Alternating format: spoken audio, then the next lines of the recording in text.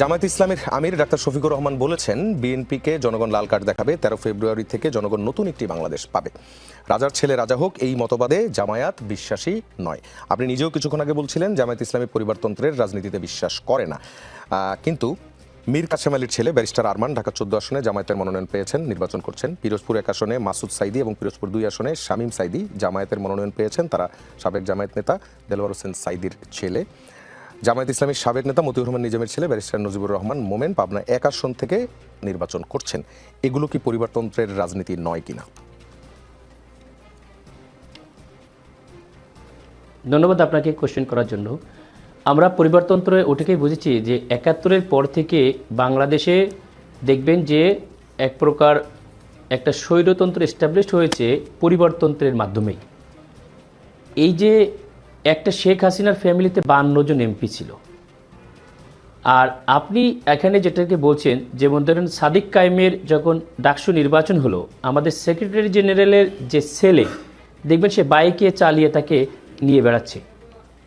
আমাদের পরিবারতন্ত্র হবে না এই কারণে, এই ছেলেকে তার যদি সন্তান হয় তাকে একজন কর্মী, সেই কর্মীর পরে আরেকটা তাকে নির্দিষ্ট দায়িত্ব পালন করতে হবে, ওই যোগ্যতা হয়ে তার আমাদের যে কাঠামো আছে এই কাঠামোর মধ্যে তাকে আস্তে আস্তে উঠে আসতে হবে নির্দিষ্ট পর্যায়ে। আর এরকম না যে রাজার ছেলে রাজা বলা হয়েছে, সুতরাং সে একজন নর্মাল এমপি ক্যান্ডিডেট, যেখানে এমপি ক্যান্ডিডেট আমাদের একজন হিন্দুকেও দেওয়া হয়েছে।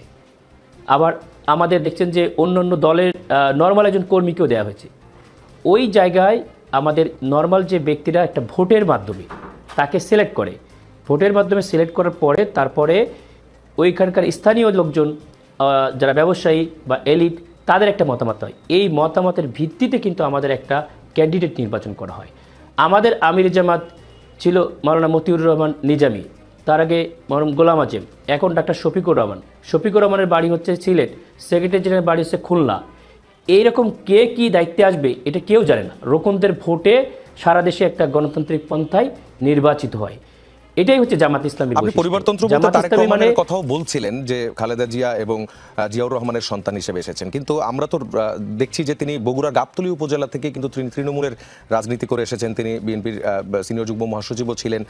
একটি তৃণমূল থেকে রাজনীতি করে আসার একটি পরম্পরা তো তারও আছে। সেই ক্ষেত্রে পরিবারতন্ত্রের অভিযোগ তার বিরুদ্ধে কতটা খাটে? এটা পরিবারতন্ত্রের কথা আমরা তো এই দেশেই বাস করি। 2001 থেকে 2006 সালের যে হিস্ট্রি যেটা নিয়ন্ত্রণ করেছে একেবারে ডাইরেক্ট পর্যায়ে, এটা আমরা খুব ভালোভাবেই দেখেছি। এটা মানুষকে মনে খুব বেশি ব্যাখ্যা করার খুব লাগবে না আর কি, যে কি পর্যায়ে কি যোগ্যতায় বা কোন পর্যায়ে কিভাবে আসলো, এটা এই দেশের মানুষ খুব ক্লিয়ার। আমাদের নতুন করে ব্যাখ্যা করার কিছু নাই এখানে। এবং এই 3টা পরিবারতন্ত্রের মাধ্যমেই বাংলাদেশ গেল 50 বছর শোষিত হচ্ছে, আধিপত্যবাদ বিরাজ করে আছে, স্বৈরতন্ত্র এস্টাবলিশড হয়েছে এখানে।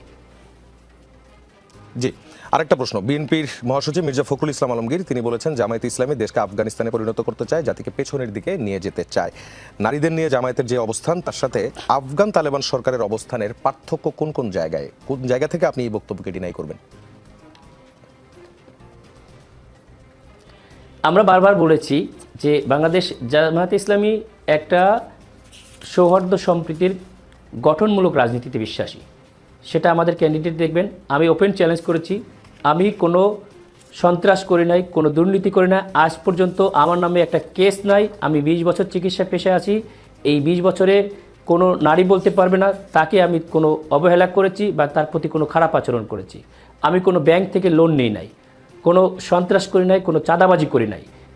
এই বৈশিষ্ট্যের বাংলাদেশ জামাত ইসলামীর সকল ক্যান্ডিডেট বিভিন্ন সময় বিভিন্ন মিডিয়া বিভিন্ন রাজনীতির যারা অন্য দেশের একটা এজেন্ডা বাস্তবায়নে পরিকল্পিতভাবে বিভিন্ন ন্যারেটিভ তৈরি করে জামাত ইসলামী ছাত্র শিবিরের বিরুদ্ধে প্রচার করেছে। কিন্তু বর্তমান সচেতন সমাজ অ্যান্ড্রয়েড যুগে এসে তারা খুব অল্প সময়ের মধ্যে যে কোনো ব্যক্তি সম্পর্কে তার আদ্যপান্ত বের করে ফেলতে পারে। তাদের এই ন্যারেটিভ আর জাতি বিশ্বাস করে না। তারা যে মিথ্যুক, তারা অত্যাচারী, তারা এটা জাতির কাছে প্রমাণিত। এবং জামায়াত ইসলামীর প্রত্যেকটা নেতৃবৃন্দ, শিবিরের নেতৃবৃন্দ সৎ, যোগ্য, এটাই জাতির কাছে এখন অ্যাকসেপ্টেড। বাংলাদেশ জামাত ইসলামী কোনোদিন দেশকে ইন্ডিয়া বলেন, পাকিস্তান বলেন, আফগানিস্তান বলেন, লন্ডন বলেন, কোনোটাই করবে না। বাংলাদেশকে বাংলাদেশের মতো করে বাংলাদেশের জনগণের অধিকার ফিরিয়ে নিয়ে আসার আন্দোলনে অন্তর্ভুক্ত, আমিও সেই আন্দোলনের একজন কর্মী। আচ্ছা, অন্যান্য ইনশাআল্লাহ ইসলামিক যে দলগুলো, বাংলাদেশকে অন্যান্য ইসলামিক যে বাংলাদেশের মতো- কান্ট্রিগুলো আছে, মুসলিম কান্ট্রিগুলো যেগুলো আছে, সেই মুসলিম কান্ট্রিগুলোর জায়গা থেকে, রাজনৈতিক জায়গা থেকে যদি প্র্যাকটিসের কথা বলি, সেই জায়গায় বাংলাদেশের রাজনৈতিক প্র্যাকটিসের যে পার্থক্যগুলো, বাংলাদেশের মানুষের অ্যাকসেপ্টেবিলিটির যে পার্থক্যগুলো, সেই পার্থক্যগুলো কি কি আপনি দেখেন? বাংলাদেশের মানুষের ইসলামিক রাষ্ট্র থেকে বাংলাদেশের যে রাজনীতি, বাংলাদেশ সবসময়, আমি যেটা বলছি যে বাংলাদেশ কোনো সময় পাকিস্তান হবে না, কোনো সময় ইন্ডিয়া হবে না, অন্য কোনো দেশের সঙ্গে আমরা মিলাতে চাচ্ছি না। বাংলাদেশের এই যে কালচার, বাংলাদেশের জনগণের যে সংবিধান, এটার মধ্যেই আমাদের আমির জামাত কয়েকদিন আগেই বলেছেন যে এই সংবিধানের আলোকে কিভাবে এদেশের মানুষের যে অধিকার সেটা এস্টাবলিশ করার জন্য বাংলাদেশ জামাত ইসলামী কাজ করে যাচ্ছে। অসংখ্য উদাহরণ আছেন, যেমন দেখবেন যে 5ই আগস্টের পরে 27তম বিসিএস এখন জয়েন করছে, 30তম বিসিএস এখন জয়েন করছে। অনেক প্রমোশন বন্ধ হয়েছিল কেন? ডিজিএফআই ভেরিফিকেশন, এনএসআই ভেরিফিকেশন, রাজনৈতিক ট্যাগ। তাহলে আপনি কি মেধার মূল্যায়ন দিলেন? আমার দেশের মানুষ আমেরিকায় যে কাজ করছে না, স্ক্যান্ডিনেভিয়ানকে যে কাজ করছে না, তারা যোগ্যতার বলে কাজ করছে। আমরা চাই এই যোগ্যতাকে তাকে ফিরিয়ে দিতে, তাকে সম্মানের জায়গায় দিতে, যেটা এই সংবিধানে, এই রাজনীতিবিদরা, এই পরিবারতন্ত্রগুলো, এই সংবিধানের কথা বলছিলেন। যদি গণভোটে হ্যাঁ জয়ী হয় এবং জামায়াতে ইসলামী যদি ক্ষমতায় আসে, সেই ক্ষেত্রে এই সংবিধানে তো অনেক ধরনের সংশোধন, পরিমার্জন, এই ধরনের ঘটনাগুলো ঘটবে। তখনও কি এই সংবিধানের যে সেকুলারিটি, সেই সেকুলারিটিটা বজায় থাকবে কিনা? এই সংবিধানে আমি সেকুলারের কথা বলি নাই কোনো সময়ের জন্য। আমি বলছি যে সংশোধনীগুলো আনা হয়েছে মানুষের অধিকার আরও ভালোভাবে ফিরিয়ে নেওয়ার জন্যে। যখন এই যে ফ্যাসিস্ট হয়েছে, এই মধ্য থেকে কাঠামোতে আমলাতন্ত্র বড় আকারে এক্সপ্যান্ড করছে, তারপর রাষ্ট্রীয় পর্যায়ে দীর্ঘদিন ক্ষমতায় থাকা, এগুলো সংস্কার করে ভবিষ্যতে এই সংবিধানের লোকে বাংলাদেশের মানুষের অধিকার আরও বেশি অক্ষুণ্ণ হবে ইনশাল্লাহ।